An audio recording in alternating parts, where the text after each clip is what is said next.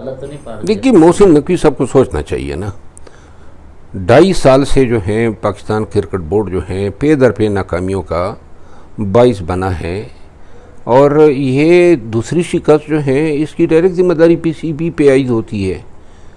तो लिहाजा ये अगर काम सही हो सकता था तो शायद अब तक सही हो चुका होता।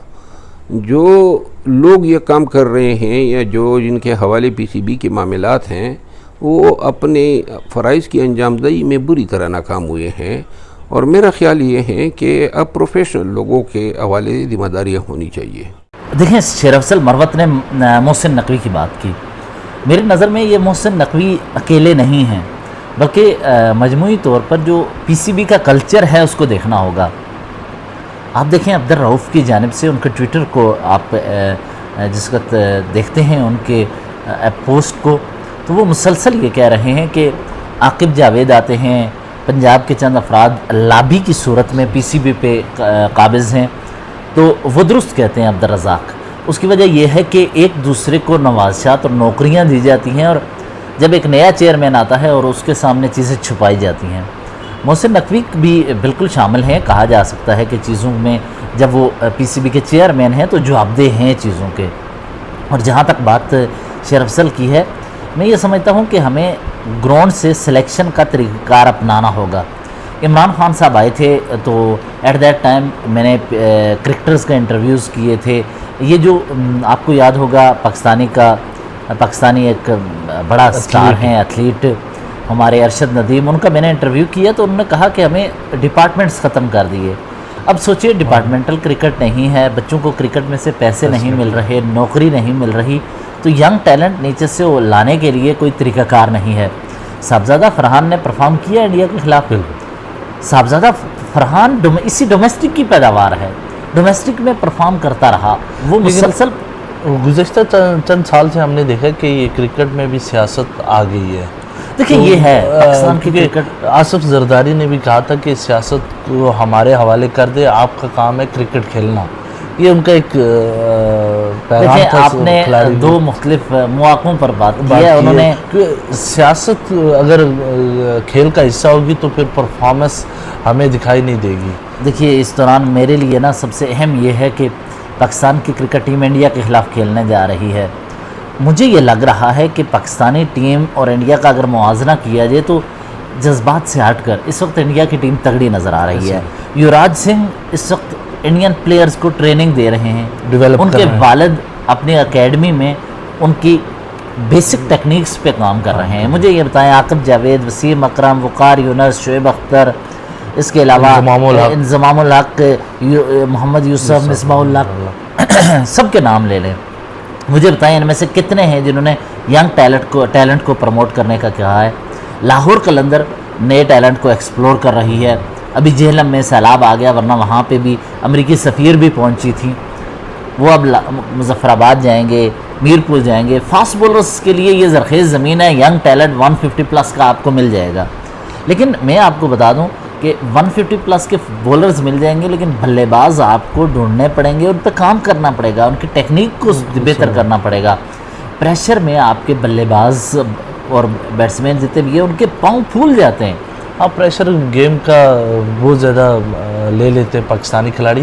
लेकिन देखा जाए एक्सपोजर इंडियन क्रिकेट टीम का, तो उनका एक्सपोजर लार्ज है। IPL देख लें, डोमेस्टिक देख लें, वहाँ पे फैसिलिटीज़ हैं। पाकिस्तान में ऐसी कुछ नज़र नहीं आती।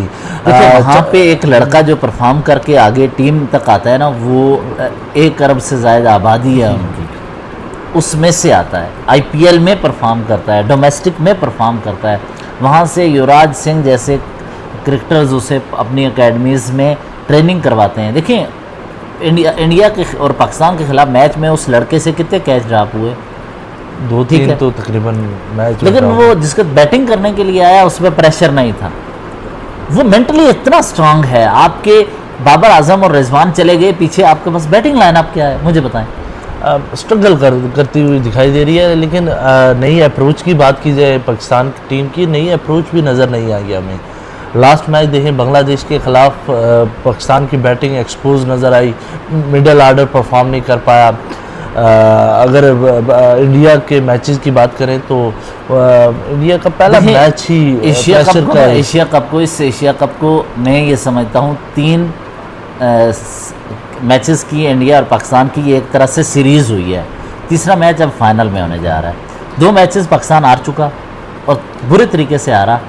फाइनल में भी जिस तरह की पाकिस्तानी टीम है, जैसी परफॉर्मेंस है, मुझे लगता है पाकिस्तान हारेगा। लेकिन इस तनाज़ुर में अगर देखा जाए ऑन दी डे अगर पाकिस्तानी टीम परफॉर्मेंस करेगी तो मेरे ख्याल से मे भी किसी का दिन चल सकता है। जैसे 2017 में चैम्पियन ट्रॉफी का फाइनल हुआ तो उसमें फ़खर जमान का दिन था तो वो चले और नहीं, फ़खर टीम में है, बाकी खिलाड़ी भी हैं, भी है। लेकिन ये अभी मैच भी भी T20 शॉर्ट फॉर्मेट है, इसमें कोई एक तगड़ा चला, किसी का एक अच्छा स्पेल हो गया तो मैच गेम बदल जाता है। बदल जाती लेकिन है। फिर भी मुझे इंडियन टीम तगड़ी नज़र आ रही है। बिल्कुल इस हवाले से हम ठीक है, बस वो एडिट करके उतने पास दोबारा एक और कर, क्योंकि यह शरफसल नाल ऐड हो गई। बस आपको ढूंढने पड़ेंगे, उन पर काम करना पड़ेगा, उनकी टेक्निक को बेहतर करना पड़ेगा। प्रेशर में आपके बल्लेबाज और बैट्समैन जितने भी हैं उनके पाँव फूल जाते हैं। हाँ, प्रेशर गेम का बहुत ज़्यादा ले लेते हैं पाकिस्तानी खिलाड़ी। लेकिन देखा जाए एक्सपोजर इंडियन क्रिकेट टीम का तो उनका एक्सपोजर लार्ज है। IPL देख लें, डोमेस्टिक देख लें, वहाँ पे फैसिलिटीज़ हैं। पाकिस्तान में ऐसी कुछ नज़र नहीं आती। देखिए, वहाँ पे एक लड़का जो परफॉर्म करके आगे टीम तक आता है ना, वो 1 अरब से ज़्यादा आबादी है उनकी, उसमें से आता है। IPL में परफॉर्म करता है, डोमेस्टिक में परफॉर्म करता है। वहाँ से युवराज सिंह जैसे क्रिकेटर्स उसे अपनी एकेडमीज़ में ट्रेनिंग करवाते हैं। देखिए, इंडिया के और पाकिस्तान के खिलाफ मैच में उस लड़के से कितने कैच ड्रॉप हुए? 2-3 तो तकरीबन मैच। लेकिन वो जिसका बैटिंग करने के लिए आया उसमें प्रेशर नहीं था। वो मेंटली इतना स्ट्रांग है। आपके बाबर आजम और रिजवान चले गए पीछे, आपके पास बैटिंग लाइनअप क्या है, मुझे बताएं। स्ट्रगल करती हुई दिखाई दे रही है। लेकिन नई अप्रोच की बात की जाए पाकिस्तान की टीम की, नई अप्रोच भी नज़र नहीं आई हमें। लास्ट मैच देखें बांग्लादेश के ख़िलाफ़ पाकिस्तान की बैटिंग एक्सपोज नज़र आई, मिडल आर्डर परफॉर्म नहीं कर पाया। अगर इंडिया के मैचेस की बात करें तो इंडिया का पहला मैच ही एशिया प्रेशर कप का को है। इस एशिया कप को मैं ये समझता हूँ 3 मैचेस की इंडिया और पाकिस्तान की ये एक तरह से सीरीज़ हुई है। तीसरा मैच अब फाइनल में होने जा रहा है। 2 मैचेस पाकिस्तान हार चुका और बुरे तरीके से हारा। फाइनल में भी जिस तरह की पाकिस्तानी टीम है, जैसी परफॉर्मेंस है, मुझे लगता है पाकिस्तान हारेगा।